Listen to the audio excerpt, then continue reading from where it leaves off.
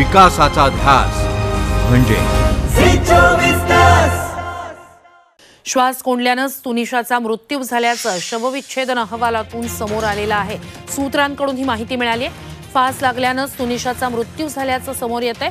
तुनिशाच्या शरीरावर कोणत्याही जखमा आढळलेल्या नाहीयेत। तिच्या शवविच्छेदन अहवालातून हा महत्त्वाचा खुलासा झालाय। तिच्या शरीरावर कोणताही जखमा आढळलेल्या नाहीयेत, मात्र श्वास कोंडल्यानं फास लागल्यानंच तिचा मृत्यू झाल्याचं या शवविच्छेदन अहवालातून माहिती झाल्याचं सूत्रांकडून कळतंय। जे रुग्णालयात तिच्या मृतदेहाचं शवविच्छेदन करण्यात आलंय। तर मालिकेच्या सेटवर मेकअप रूम मध्ये तुनिशानं आत्महत्या केलेली होती। जे रुग्णालयात तिच्या मृतदेहावर शवविच्छेदन करण्यात आलेले आणि त्यातून दोन महत्त्वाच्या बाबी समोर आलेल्या आहेत। त्यातली एक बाब म्हणजे तिच्या शरीरावर कोणत्याही जखमा आढळलेल्या नाहीयेत। अधिकची माहिती या सगळ्या संदर्भात आपले प्रतिनिधी निलेश शुक्ला यांच्याकडून घेऊया। निलेश, काय नेमकं शवविच्छेदन अहवालातून समोर येतंय?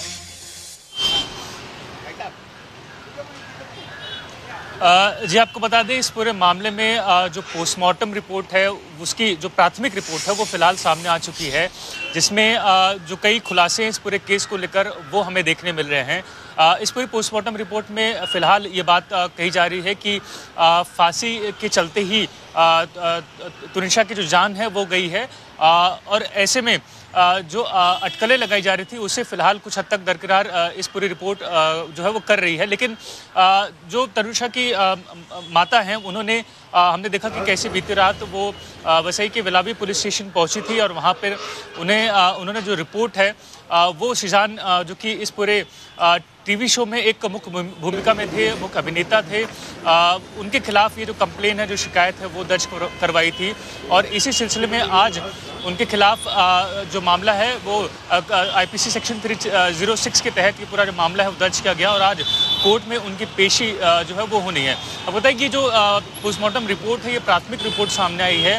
हालांकि जो पोस्टमार्टम रिपोर्ट की डिटेल कॉपी है उसको आने में अभी 1 से 1.5 महीने का जो समय है वो लग सकता है, लेकिन प्राथमिक तौर पर इस पूरी जो मौत हुई है उसमें फांसी का जो फंदा है उसे एक अहम कारण जो है वो माना जा रहा है। लेकिन जिस प्रकार उनकी माता हैं या जो उनके लाखों फैंस हैं या फिर इस पूरे शो से जुड़े हुए जो कलाकार हैं उनके लिए ये बेहद हैरान करने वाली खबर है, क्योंकि उनके द्वारा यही बयान लगातार दिए जा रहे हैं कि तुनिशा किसी प्रकार के दबाव में नहीं थी। लेकिन इसी बीच जो पूरी एफआईआर कॉपी विलावी पुलिस स्टेशन द्वारा साझा की गई है उसमें ये जानकारी मिली है कि तुनिशा और सेजान बीते कई समय से रिलेशनशिप में थे और बीते 15 दिनों से उनके बीच जो रिलेशन है उसमें खटाव हुआ है। उनकी जो ब्रेकअप की खबरें हैं वो सामने आई हैं और इसी के बाद जो तुनिशा है वो डिप्रेशन में चली गई थी और इसे एक अहम कारण बताया जा रहा है कि जिसके चलते तुनिशा ने अपनी जान ली है। जी, शुक्रिया पूरी जानकारी के लिए।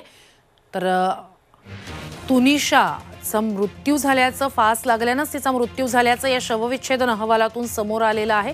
तुनिशा नेमकी कोण होती, कोणकोणत्या मालिकांमध्ये तिनं काम केलेलं होतं तेही जाणून घेऊया।